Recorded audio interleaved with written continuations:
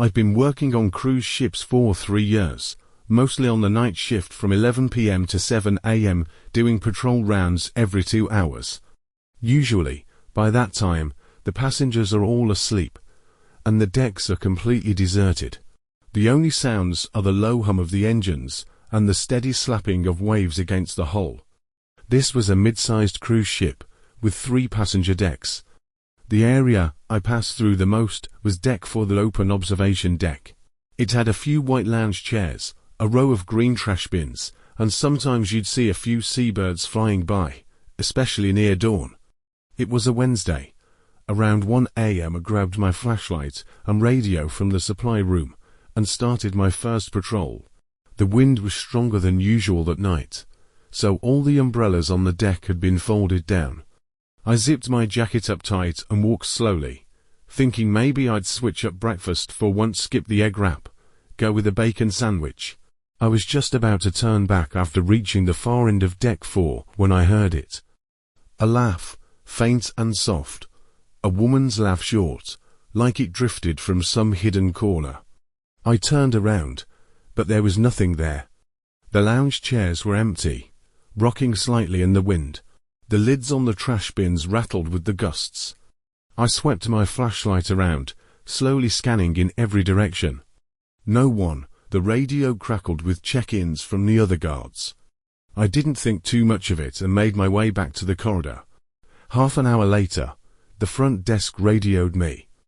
A passenger had complained that someone had been walking back and forth outside her cabin door, making noisy footsteps that lasted for over 10 minutes. I checked the report. Cabin 4078. I'd passed that room earlier. Nothing had seemed off. This is patrol. I'll go check on 4078, I said into the radio. The hallway lighting was dim, and the thick carpet muffled every step. When I got to the cabin, everything was dead silent. I knocked. After a moment, the door opened and a young woman in pajamas, looking half awake, stood in the doorway. Was that you? Someone was outside for a while, walking around. They wouldn't leave. I nodded. I'm checking it out. You're safe now. If anything else happens, call the front desk right away. She looked unsure. You're positive it wasn't one of your staff? No, I told her. I was on the deck. I'm the only one patrolling this level right now. She pressed her lips together, but didn't say anything else. Just quietly closed the door. I turned to leave and then, suddenly, a sharp smack behind me. Like a palm slapping a wall. I spun around. The door was closed. No one was there. The hallway was empty. I stood there for a second, then hurried back to the security room to check the footage. The ship's surveillance system wasn't high-end, but the corridors were covered. I rewound the footage to match the time frame the woman mentioned. I hadn't even arrived at the cabin yet in the recording. But on screen, there really was someone there, a figure. A woman in a long white coat, with hair that hung past her shoulders, pacing silently in front of cabin 4078. Her steps were so light. It looked like she wasn't wearing shoes. But when I'd been there just under a minute later, she was gone. The footage showed her walking back and forth a few more times, then vanishing off camera, like she'd melted into the air. I took a step back, feeling a chill crawl down my spine. I keyed my radio. Can someone come to the security room? I need you to see something. 10 minutes later, 2 other guys showed up. I replayed the clip. We all stared. Who is that? Any passengers dressed like that? One of them asked. We checked the manifest. No one matched. And here's the weirdest part. Our ship's dress code doesn't allow staff to wear long white coats. It makes it harder to identify crew during emergencies. The next night, I did my rounds again. Deck 4. The wind had died down, but the air was colder. I stopped at the far end, like I always did, and swept my flashlight across the deck. That's when I saw her again. She was standing by the railing, her body leaning slightly forward, like she was looking out at the sea, or about to jump. I rushed toward her, beam fixed on her figure. Ma'am, You can't stand that close. It's dangerous. She didn't turn around. Didn't move. I shouted again. Do you hear me? I was nearly behind her when she took a single step to the left. Not hurried, just slow, silent. Her bare feet made no sound. I reached out to grab her arm. My hand passed through her. Like air, I froze. The ship vibrated slightly beneath me. I looked at my hand. Nothing. No resistance. No contact. When I looked back up, she was gone. I didn't speak for the rest of the night. After that, someone else took over my patrols on Deck 4. 3 days later, the captain ordered emergency maintenance on the ship. Some water leakage was reported in the walls of that same deck. When the crew opened up the wall behind the observation deck, they found a sealed metal panel. Inside was an old handbag. Tucked inside was a worn travel diary dated 8 years back. The name on the cover wasn't familiar, but the cabin number written inside was 4078. The last page was water damaged, barely legible, but a few lines could still be made out. Someone keeps walking at night. She's always on the deck. She says she's going home, but she doesn't have one. We never told the guests. Just passed it up to the management team. The ship was retired a year later. I was reassigned to another vessel, still working night shifts. And sometimes, I wonder, is she still looking for a way out? Still pacing the halls I once knew by heart? Or maybe one night, on some other ship, I'll hear that laugh again, just like that whine from before, soft and passing, skimming the edge of the deck. I work as a housekeeping attendant on a cruise ship, responsible for cleaning and maintaining the cabins on Deck 8, every day. I start promptly at 7 a.m. moving from room to room until 3 in the afternoon. The job's repetitive, but sometimes you run into strange guests, especially on longer voyages. It was the 3rd day of the cruise. Right after lunch, I was heading back to the corridor to finish cleaning the last 3 rooms. Room 837 was one of them, but I hadn't been inside it once since we set sail. Not for lack of trying, the door had always been locked. Usually, guests go out for breakfast, and that's when we slip in to clean. But someone in 837 never left. The first time I knocked, a man's voice came from inside. No need today, thank you. I didn't push it, just made a note and planned to return the next day. But the next day was the same. Knock, same voice, no need. Now it was day 3. I stood outside the door and knocked 3 times.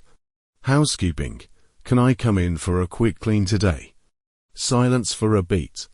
Then the voice again. Still no, thank you. I tried a lighter tone. Just the basics, bathroom and towels, if that's okay. Another pause. Then, no, thank you. All I could do was nod and mark it down. Normally, we don't have to report stuff like this, but something about it nagged at me. I decided to mention it to Mark, my supervisor. He's a white guy in his early 40s, talks slow, always looks like nothing in the world really bothers him. 837 turned me away again. 3rd day now. I told him over lunch. He was gnawing on a chicken wing, nodded. Some guests just don't like being bothered. As long as there are no complaints, we let it go. I hesitated. He hasn't left the room. Not once. Mark looked up. You sure? I'm on this floor from 8 a.m. to 6 p.m. Every door open and close. But that one, the carpet in front, hasn't even been stepped on. Even the food trays don't get touched. It's always the same untouched plate sitting there. Mark chewed in silence for a moment. I'll come with you tomorrow. Next morning at 8, Mark and I stood outside 837. I knocked. Same routine. Housekeeping. May I come in today? Silence. I knocked again. This time, the voice came softer than before. No need. Thank you. Mark frowned, leaned in toward the door. Hello. I'm the supervisor for this deck. We just want to make sure you're all right. Would you mind opening the door? Another pause. Then, calm as ever. I'm not feeling well, don't want to see anyone. The voice was smooth, normal, but Mark and I exchanged a look. He whispered, let it go for now. I'll check again later. By 3 p.m. near the end of my shift, I did one last round. When I passed 837, the food tray was still there. The bacon had dried out, orange juice untouched. I crouched down to inspect it. The soup hadn't been touched at all, not a single spoonful gone. As I stood up, I noticed something aflash in the peephole. Like someone inside was watching me. I walked away a little faster. At 11 that night, I was having ramen in the staff break area when the phone rang. It was the night desk girl. A guest had reported hearing someone crying in the hallway outside a room. Around 10:30 p.m. I asked which room. She said 837. I dropped my chopsticks and ran to find Mark. He'd just gotten the call too. We grabbed our radios and a master key, then headed to deck 8. The hallway was eerily quiet, the lights casting a still glow on the carpet. We stood outside 837. No sound. Mark knocked. Hello. We received a report about some noise from this room. Just want to make sure you're okay. No response. He looked at me, then pulled out the master key. Slid it into the lock. It wasn't even locked. The door creaked open. No one inside. The room was spotless and naturally so. The bed was perfectly made, no creases. The bathroom floor was dry. A dinner tray sat neatly on the desk, untouched. The closet was empty, trash can, empty. No signs of anyone having stayed there. Mark frowned. You're sure someone's been in here? I nodded, pulse racing. He answered me every single day. I heard him. Mark looked down at the bathroom floor. The carpet hasn't been stepped on. No footprints, no moisture. It's like no one's been in here for 3 days. But I heard him. We need to check the room records. That night, we pulled the booking log at the front desk. Room 837 was registered to a Daniel Grossman, male, solo traveler. Boarding date matched the others, but his booking number in the system was flagged as cancelled. I double-checked. So this room is unoccupied. The front desk clerk looked uneasy. Yeah, it was booked, but he never showed up on boarding day. We didn't assign it to anyone else. No key card was issued. A chill crawled up my back. Mark didn't say anything, just told me to come with him back to 837. We went in again. The dinner tray was still there, but now the bed was messy, blanket thrown halfway off, like someone had just gotten out of it. I stumbled backward. My throat was dry. I couldn't speak. Mark tightened his jaw, scanned the room, then walked to the window and pulled the curtain aside. Just darkness, just the ocean. This room shouldn't have a guest, he said. I'm sealing it tomorrow. We left and made sure the door was locked. Back in the crew quarters, I didn't sleep at all. That voice kept echoing in my head. No need. Thank you. Calm. Normal. To normal. The next morning, I went back to deck 8. Instinct brought me to 837. No tray outside. But something else was there. A small note, lying on the carpet. It was written on ship stationery. Just 4 words, all in shaky block letters. That's me. I froze, staring at the note. My palms were soaked with sweat. Mark arrived moments later. I handed it to him. He read it, eyes narrowing. You didn't go inside, right? I shook my head. No, I just got here. He turned, radioed security, and we opened the door again. This time, it was completely empty. No tray, no rumpled sheets, no trace of anything we'd seen the night before. It was like none of it had ever happened. A few days later, the ship docked. Room 837 was sealed off and investigated, but nothing was found. According to the passenger log, Daniel Grossman never boarded the ship. The pier smelled like concrete, diesel, and coffee when I boarded the ship. The crowd was cheerful people in loose vacation clothes pushing luggage, holding paper cups, laughing. I didn't have much with me, just a medium-sized rolling suitcase and a backpack. Check-in was quick, swipe, photo, keycard. My room was B739. It was a standard balcony cabinette, with crisp folded sheets and towel animals at the foot of the bed. The mini fridge held bottled water and 2 sodas. Through the window, I could just see the tops of harbour buildings over the railing. The room smelled clean, just the hum of AC and the faint vibration of the ship, like steady mechanical breathing. Nothing unusual happened the first day. I ate at the buffet grilled steak, onion rings, Caesar salad, and a small slice of blueberry cheesecake. Not huge portions, but good. Dinner was followed by a magic show, where the magician stabbed a whole knife into a wooden box. The audience laughed, so did I. Back in my room, I showered, watched TV for a bit, and fell asleep easily. The second day was all at sea. The wind picked up, tangling my hair on deck. A few sun umbrellas toppled over, and crew rushed to right them.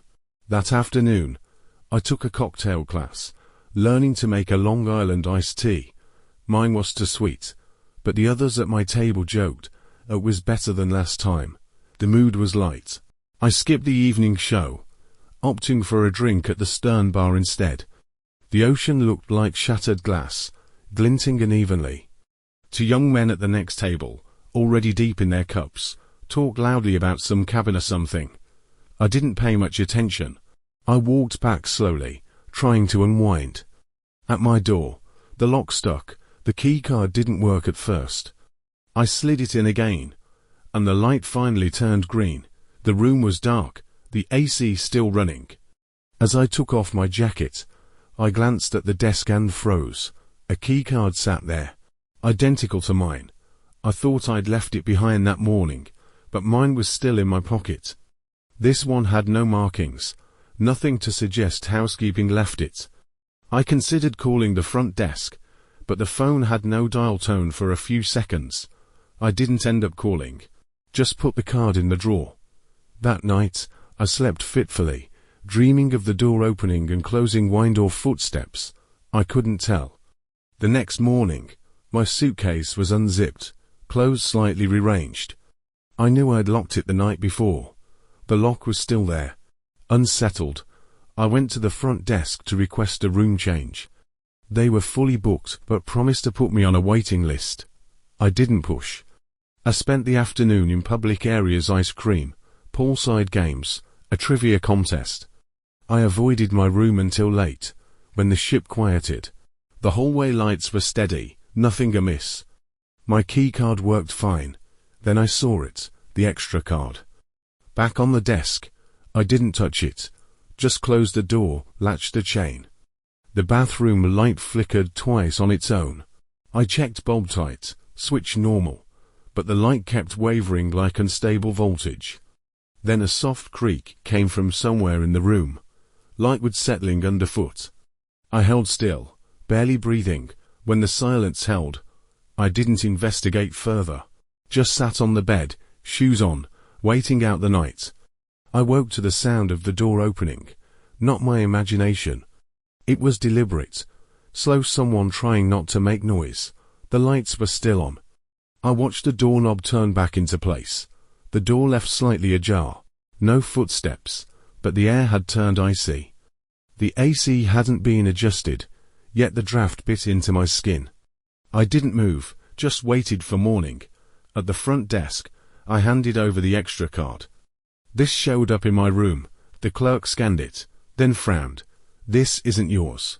It's 4A415. That cabin was cleared after last week's voyage. He took the card, promising to check the logs. I refused to go back, and they gave me a smaller cabin near the elevators and public areas. That night, I finally slept a little easier. The next day, I packed early. At disembarkation, curiosity made me detour 1 floor down. The hallway to B739 was eerily quiet. No passengers, just a cleaning car parked in the corner. When I reached my old door, a sign read, under maintenance, out of service. I didn't look closer, just turned away. Before stepping onto the pier, I dropped my new keycard into a harbour trash can. No second thoughts, no looking back.